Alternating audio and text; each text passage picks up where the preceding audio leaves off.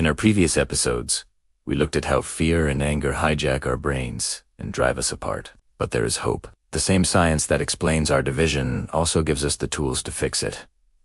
This isn't about wishful thinking. It's about using our knowledge of the brain to consciously override our worst instincts. In this final episode, we reveal 3 simple, science-backed strategies to help you de-escalate conflict in your own life and community. Inspired by the research of Dr. Robert Sapolsky, a professor of neurology and human behavioral biology at Stanford, who spent decades studying the impact of stress on our brains and bodies. Of the 3 strategies, which one feels most achievable for you right now, and why? Let's build a toolkit for a better future.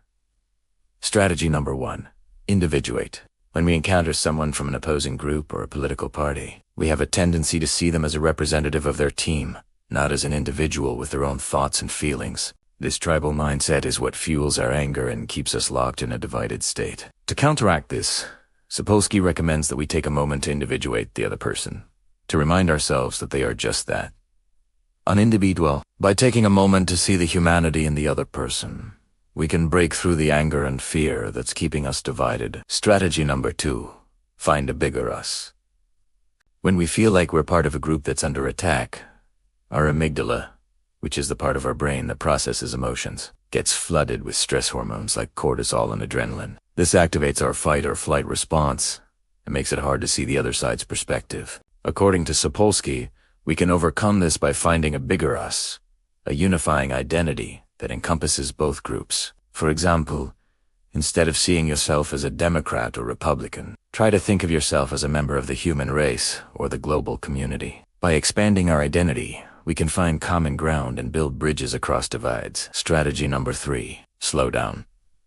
When we're in a heated argument, our sympathetic nervous system is in overdrive. Our heart rates increase, our breathing becomes shallow, and we start to panic. This makes it nearly impossible to think clearly or rationally. According to Sapolsky, we can counteract this by slowing down. Take a deep breath. Count to 10, whatever it takes to activate our parasympathetic nervous system, which calms us down and allows us to think more clearly. As we reflect on these 3 powerful antidotes, consider which one resonates with you the most and why. Understanding the science of division and the strategies to overcome it is the first step towards creating meaningful change in our communities. These antidotes are not just abstract concepts. They are practical tools that we can use every day to build bridges, break down barriers, and create a better future together. Remember, we have the power to change our communities and the world. It starts with each of us. This has been an American Brain, a Grimoire Studios production. If you enjoyed this series, please share it with your friends. Until next time, remember to build bridges, break down barriers, and create a better future together. Thank you for joining us on this journey.